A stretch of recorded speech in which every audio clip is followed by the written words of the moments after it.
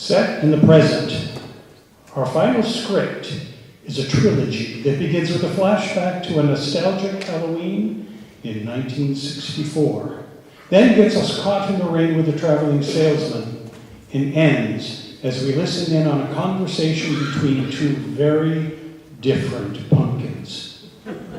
Ghouls and Goblins, this is The Storyteller by Tomaine.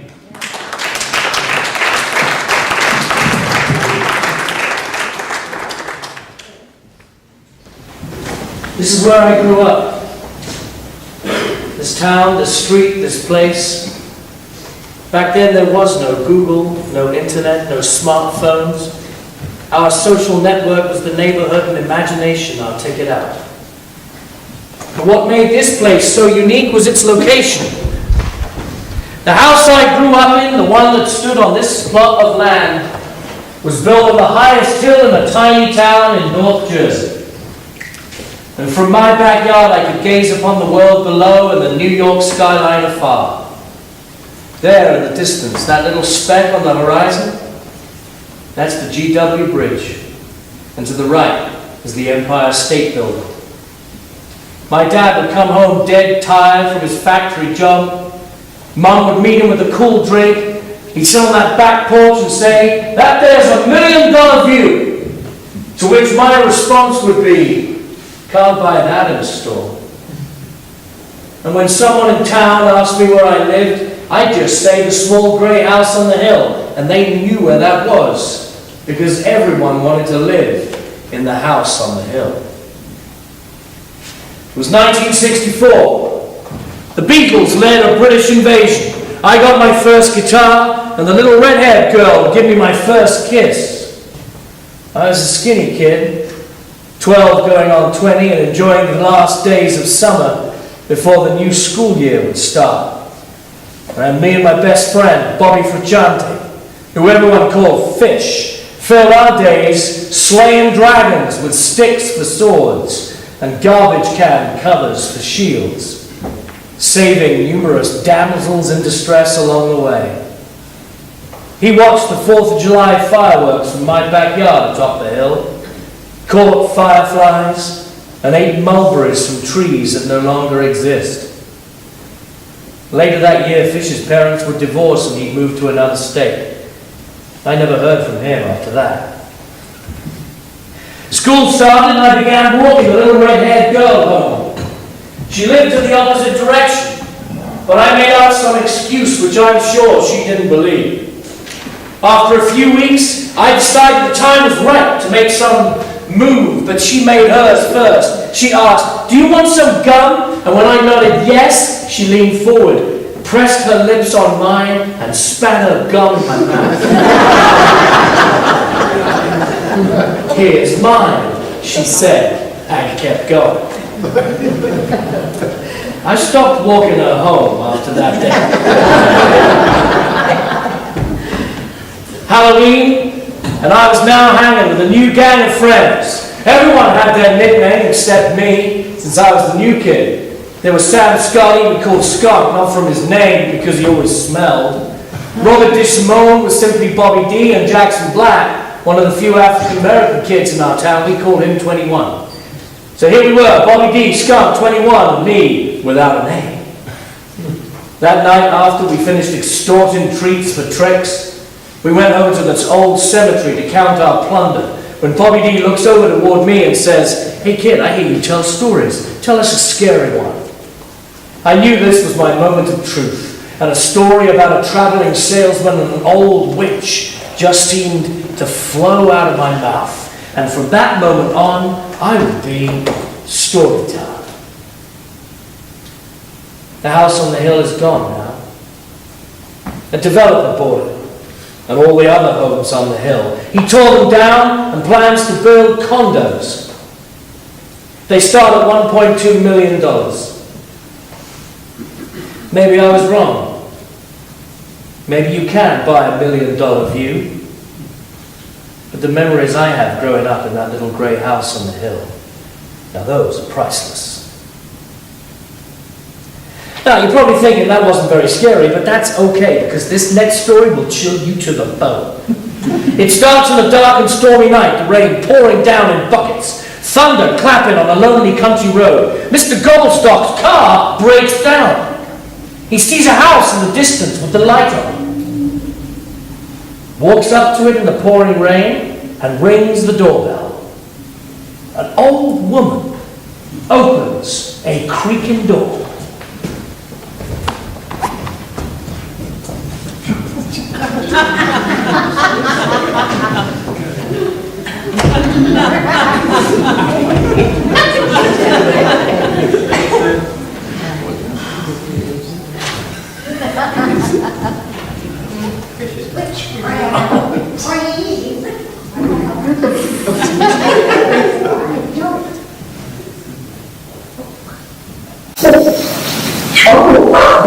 I'm sorry to disturb you this late hour. My car broke down about a mile down the road, and the battery on my cell phone is dead.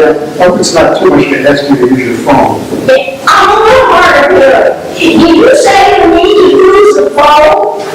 Yeah, that's right. I need to call a tow truck and get a ride to the next town. Grab a bite and eat while they fix my car. Oh, cool. If you're standing in the pouring rain, oh, I'm sorry. Where's my address? Come on in. As Mr. Goldstock is about to enter, the old woman stops him suddenly, and she asks, You're not one of those serial killers, are you?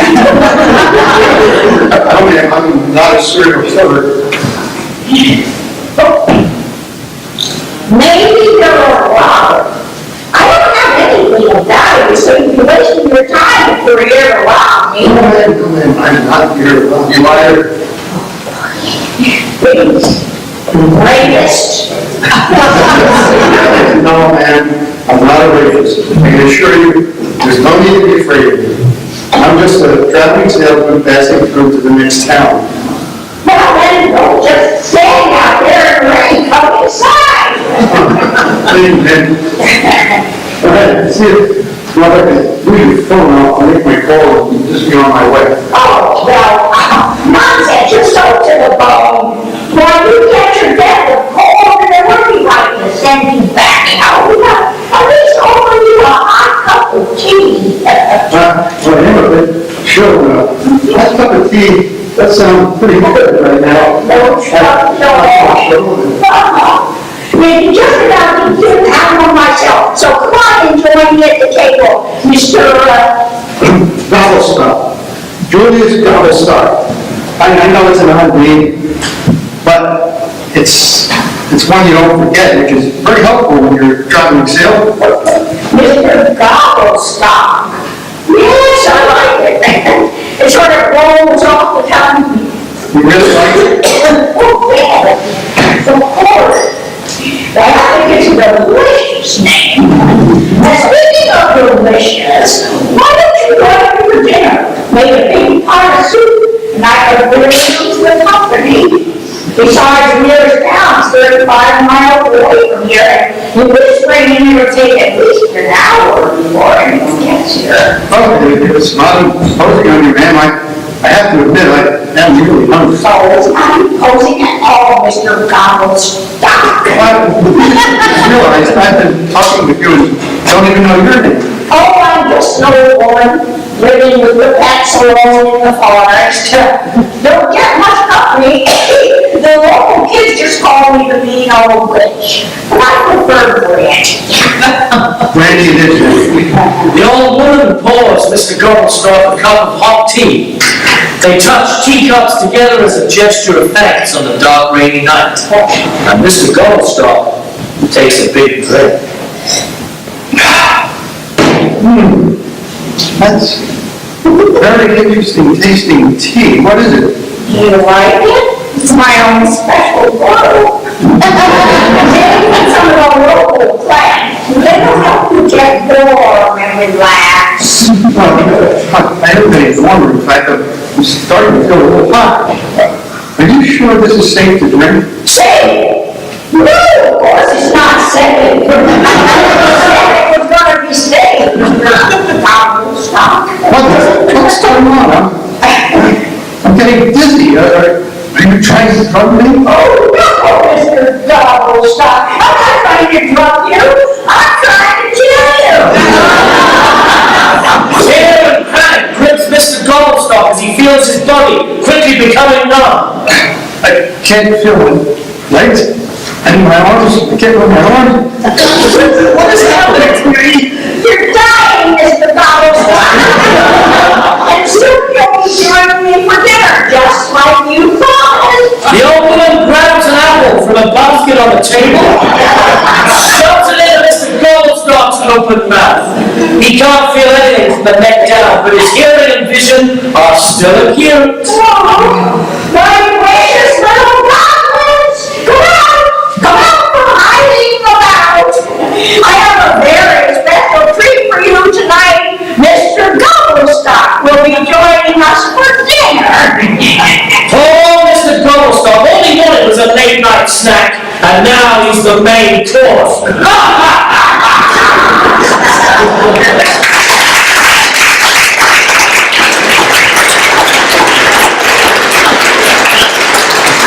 It's Halloween Day, and those dirty little Dickinsonian street urchins will be running amok on sugar houses. But only a few keep the traditional tricks or treats. Instead, most parents gather their snot-nosed ragamuffins in a school parking lot, open the back of their SUVs, and do something called trunk or treat. So where's the adventure in that? Kids get all the empty calories they want, don't have to lift a finger.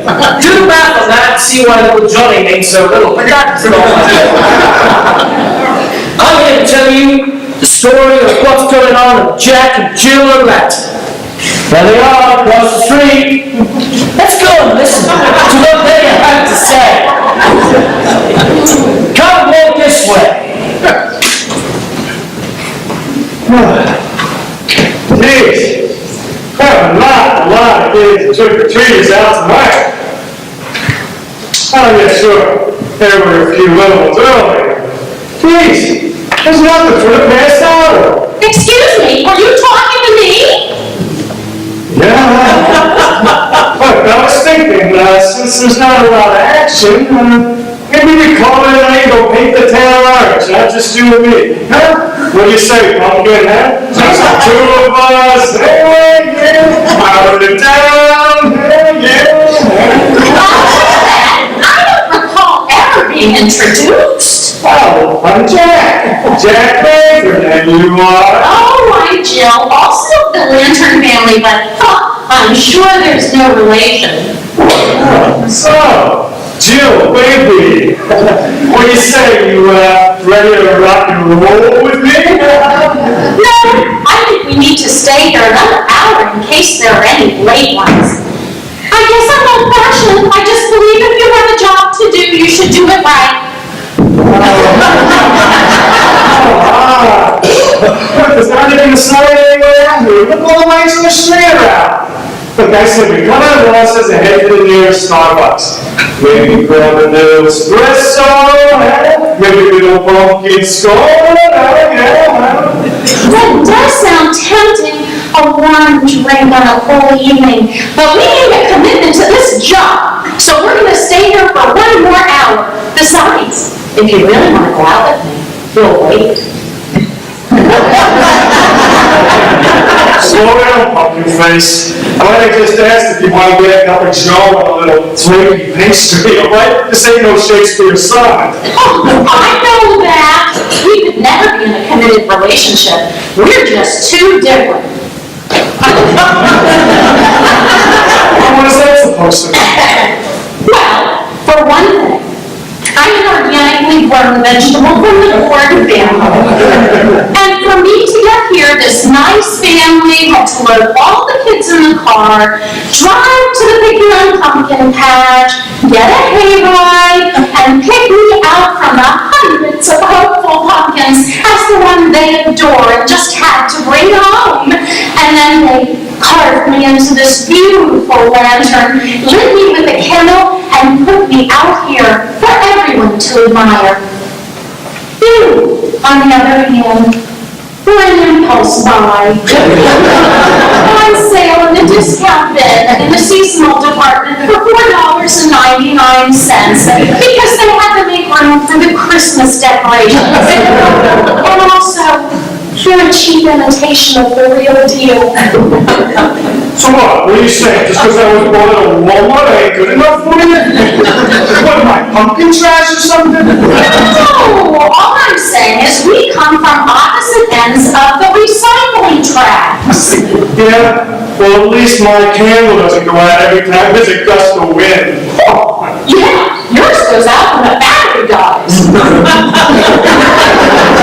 Hey, well, you're going to sit out here until you arrive. And we're going to throw you into the compost pile. How's that for an awful ending? Well, actually, that's not so bad. It sounds noble, being feeding the earth and living on. Yeah, well, this badly long after you turned into worm food and we're forgotten. Well, of course, you'll be living alone in a cold, dark attic all by yourself, except the one time a year they take you out. Until, of course, they throw you in the garbage. And then you'll end up in a landfill covered by layers and layers of stinking garbage for all eternity. Really, that's never got up. I'm sorry I got carried away. It must be my liberal roots. They grow in all directions. That's okay. I've often been told that I come across like a conservative orange-headed pillow hugger. I don't know how that is. They sold it, the farm. Rich investors from the city bought it. They're going to build a luxury townhouse. Yep. He said the land's too expensive to grow pumpkins. By this time next year, it'll all be a new development, but I hope they never forget me, and the hayride, and all the fun we share. Jack, Yes, Jill. if you're still offering, I'd really could use a cup of that strong coffee.